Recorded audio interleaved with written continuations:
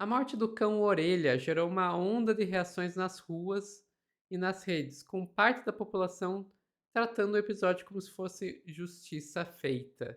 Mas a análise de Sakamoto no UOL faz um alerta e chega a nos avisar que linchar é barbárie. Será que o Sakamoto defendeu os adolescentes que fizeram aquela atrocidade com o cachorro? Quem vai contar pra gente é a Daiane Oliveira aqui no plantão do Meteoro.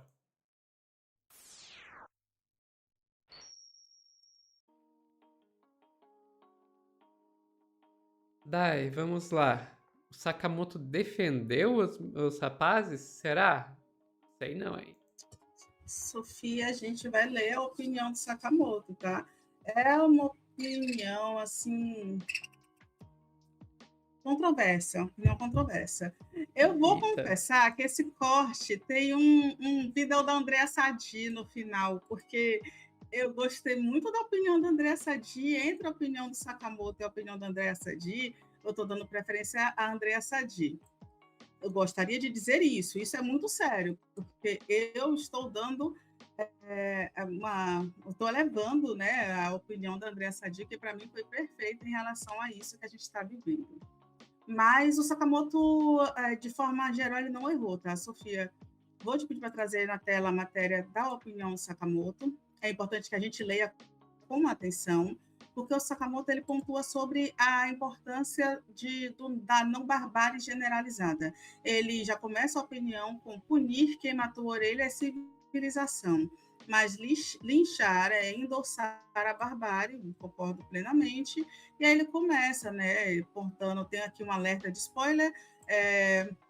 E ele começa apontando que uma coisa que vem acontecendo pelo caso do cachorrinho, pelo caso do Orelha, são as pessoas, de forma indiscriminada, criticar nas redes sociais, querendo que aconteça a mesma barbárie com os adolescentes.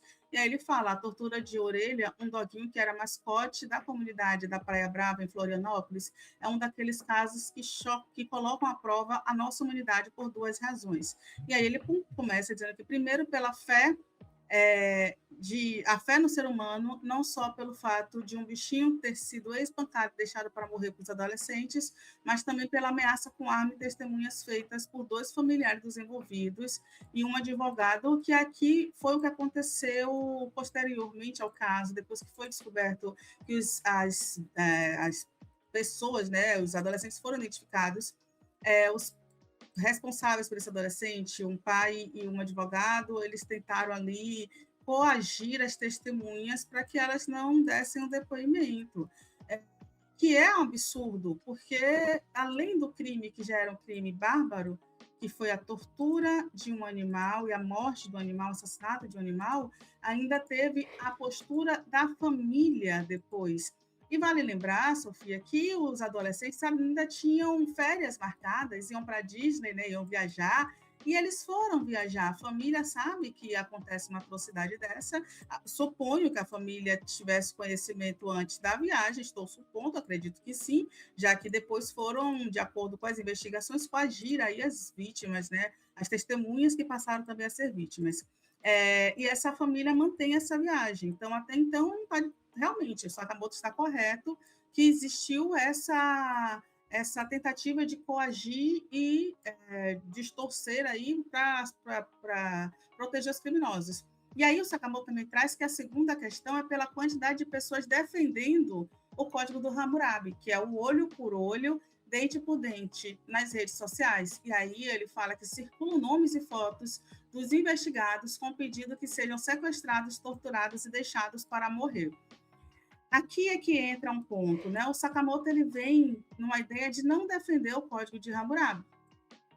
E, de fato, se a gente for compreender o que é o código de Hammurabi, a ideia do olho por olho, dente por dente, a gente precisa saber quem são as pessoas que estarão permitidas a participar desse tipo de conduta de olho por olho, dente por dente. Será que um desembargador, uma pessoa com muito dinheiro, como é o caso dos pais desses meninos aí, será que eles aceitariam que acontecesse algum tipo de violência física com esses adolescentes, será que o judiciário permitiria que, em qualquer momento, a gente pudesse, né, que a lei fosse modificada para que uma pessoa que cometesse determinado crime sofresse a mesma punição?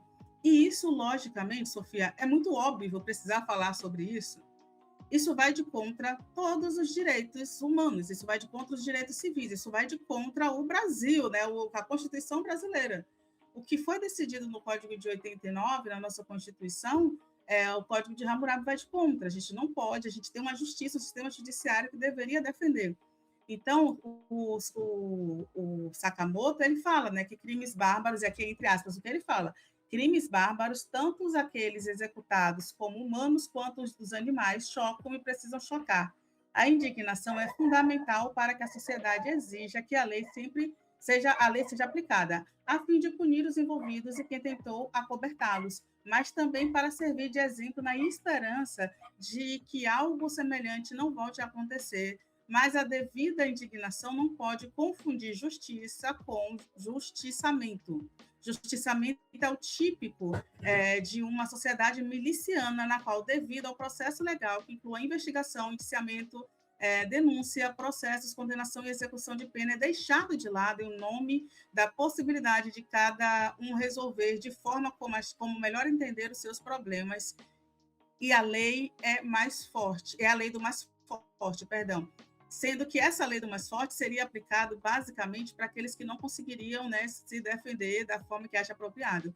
E o Sakamoto traz que o mesmo tipo de justiçamento que foi dado quando o governo do Rio de Janeiro entrou na Penha e no Alemão e atirou contra 118 civis e 4 policiais também morreram nesse processo, nessa investida desastrosa da segurança pública no Rio de Janeiro, também seria esse olho por olho, né, de olho nos futuros do Castro, seria esse olho por olho também que cobra a morte dos adolescentes diante do que supostamente fizeram com a Orelha.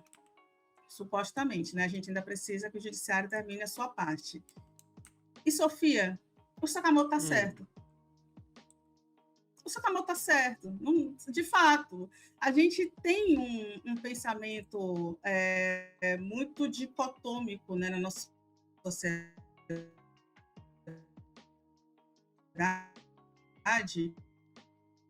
que ou a pessoa está bem, ou a pessoa está mal, a gente precisa compreender que as pessoas erram, e essas pessoas que erram precisam de sistema para que ela seja punida. Daí, um sistema judiciário, que é um sistema que vai analisar todas as provas, todas as testemunhas, tudo que está envolvido ali, e vai dar uma pena de acordo com o que temos na nossa Constituição. Só que aí o Sakamoto esqueceu de um problema, né, de um outro problema. A gente está tão desacreditado no judiciário brasileiro que a gente, né, tá passando a ideia de que a barbárie é melhor, de que o Código de Hammurabi é melhor. Porque quantas vezes a gente não vê... ontem mesmo a gente estava aqui falando do caso da mulher racista, acusada de racismo, do Rio Grande do Sul, que a punição dela até então, para o judiciário, foi ficar detida menos de 48 horas e não poder frequentar o lugar em que ela foi presa por injúria racial, por racismo. Isso é um absurdo, Sofia. Não dá para acreditar que um crime inafiançável, a pessoa saia 2 dias depois, não sabe o principal, o máximo que ela pode fazer depois é ter que pagar umas cestas básicas, se quer indenização para a vítima, porque é muito difícil conseguir isso na criminal, aí a vítima vai ter que ter um outro processo na justiça civil para algo que essa pessoa deveria, no mínimo, estar presa. Nem 30 dias a pessoa ficou no sistema prisional. E a gente precisa entender que a nossa sociedade, isso não é culpa da audiência de custódia, a audiência de custódia está fazendo o que é determinado, isso não é culpa especificamente do juiz que seguiu a orientação do Ministério Público. Nesse caso, o Sakamoto ele está coberto de razão que o ideal seria a nossa sociedade ter fé no judiciário e entender que o judiciário fosse fazer a sua parte. Mas é muito difícil, de fato, o judiciário fazer a sua parte. Daí eu entendo, pessoalmente, Sofia, eu entendo quem faz esses comentários nas redes sociais, mas o Sakamoto está coberto de razão em falar que o linchamento público ele não leva a nada. Ele não pode ser o natural da nossa sociedade.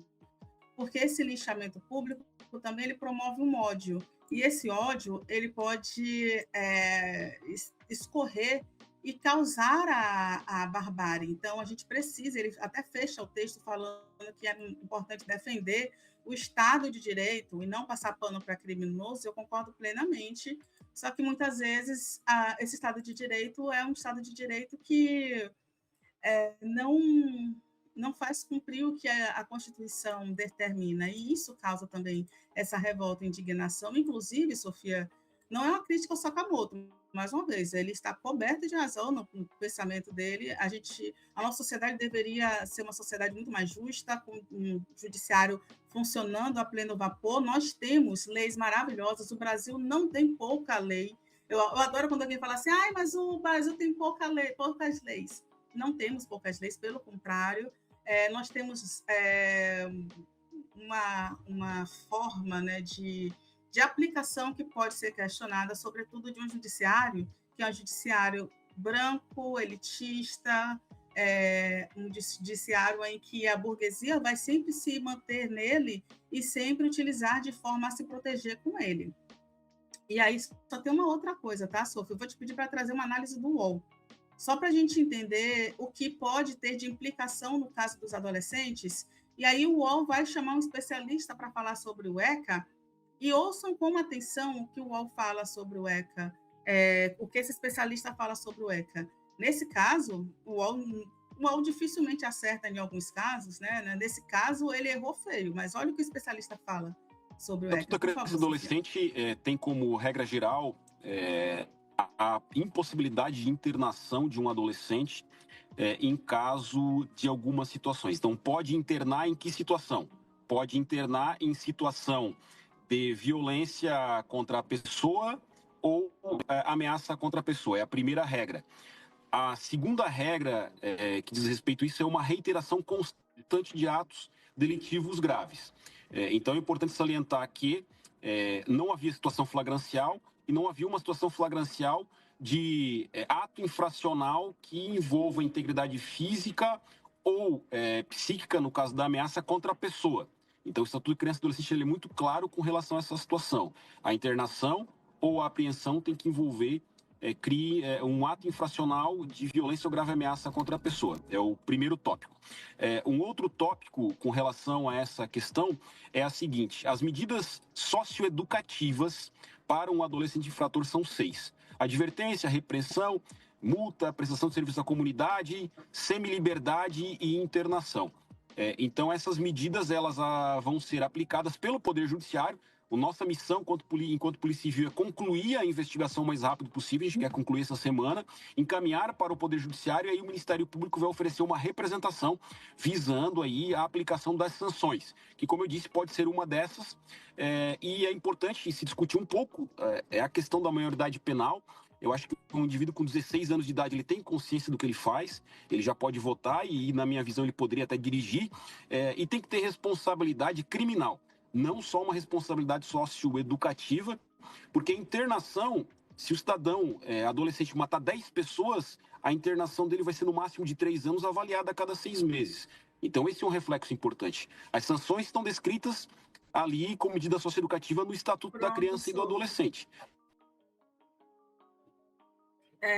Tem muita coisa errada que a gente, inclusive, não vai ter tempo, mas o especialista, né, levado pelo UOL é o policial, é o delegado que está cuidando do caso do Orelha, uma das pessoas ali, né, da polícia que está cuidando do caso. A gente também tem uma delegada à frente, titular. Mas o ponto que a gente precisa entender é o que a pessoa aí defende é que a gente tem a redução de maioridade penal. O cachorro já morreu, já teve para ter a punição, né? A redução da maioridade penal, essa é a solução. E não se debate sobre uma outra coisa, que é isso aqui, ó. Se fala muito sobre as violências, mas não se fala, por exemplo, eu adorei esse comentário que ele vai servir para ilustrar, a Jéssica fala, todos falam dos mini marginais, mas ninguém fala em tirar o tal Discord da rede. As pessoas que transmitem, né, a violência, as pessoas que estimulam a violência, as pessoas que acham naturalmente que é possível naturalizar essas violências, essa barbárie. Por quê, Sofia? Ontem, quando a gente falou do Orelha, eu até comentei uma coisa. É o que esperar do ser humano, né? Porque a gente tem o caso do indígena Galdino. que adolescentes, que hoje todos estão aí, né, seguindo as suas vidas, encontraram uma pessoa em situação de rua, né? O Daldir estava dormindo num ponto de ônibus, eles colocaram um produto inflamável e atearam fogo no indígena que faleceu. O caso do Daldir é um caso muito emblemático, eu não lembro quantos anos tem, mas é um caso assim eu Muito era tempo. pequena, eu lembro, tem É, muitos anos, foi 97, gente, eu tinha 7 anos, tá?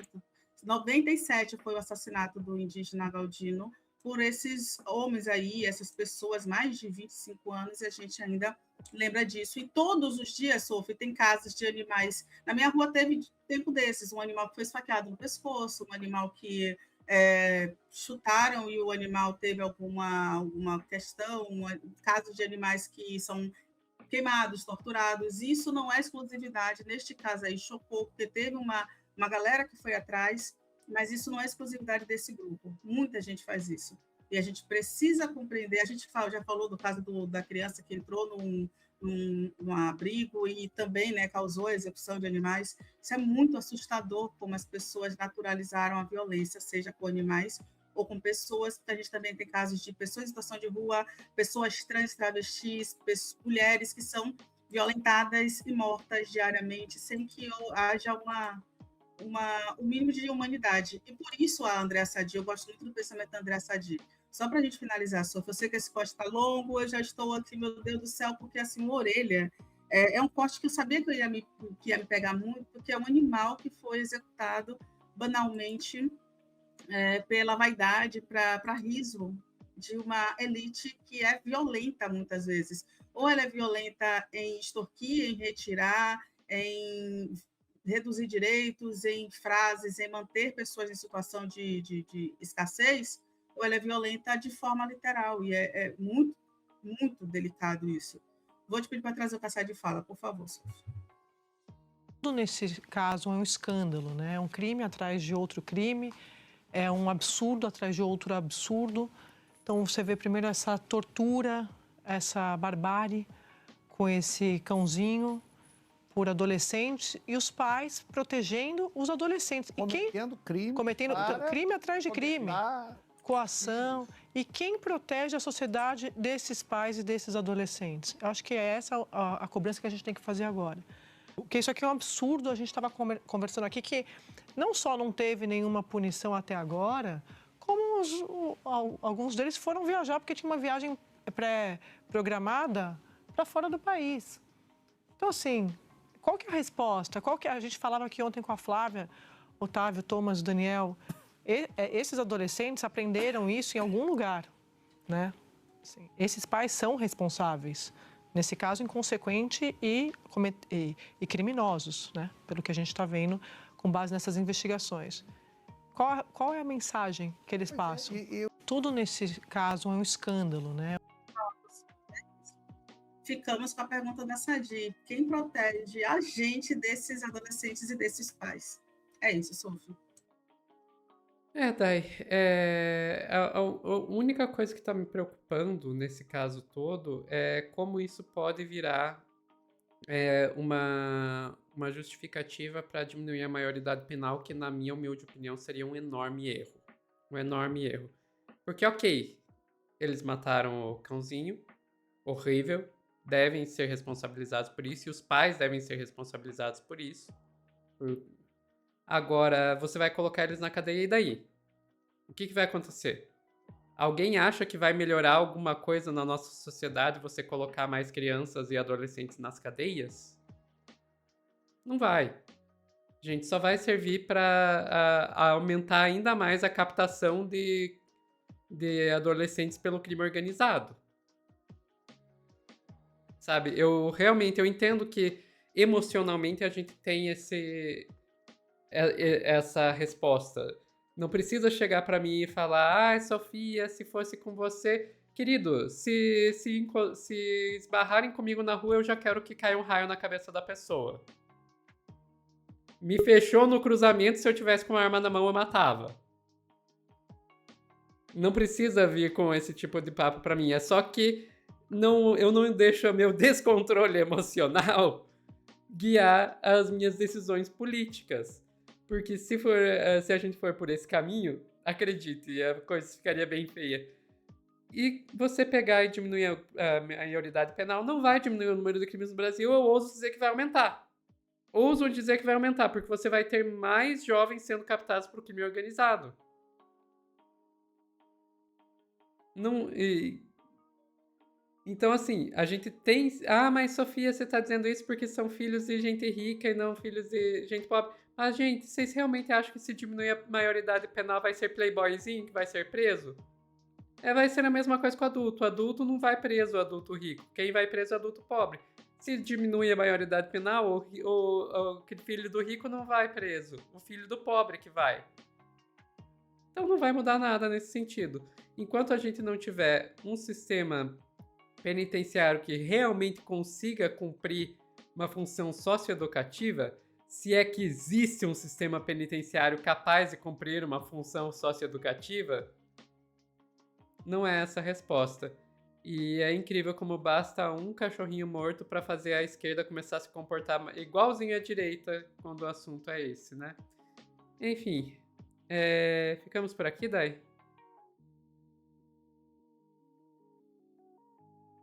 Ficamos. Pessoal que está assistindo ao vivo, não saia daí que a gente já volta com mais notícias aqui no Plantão no Meteoro.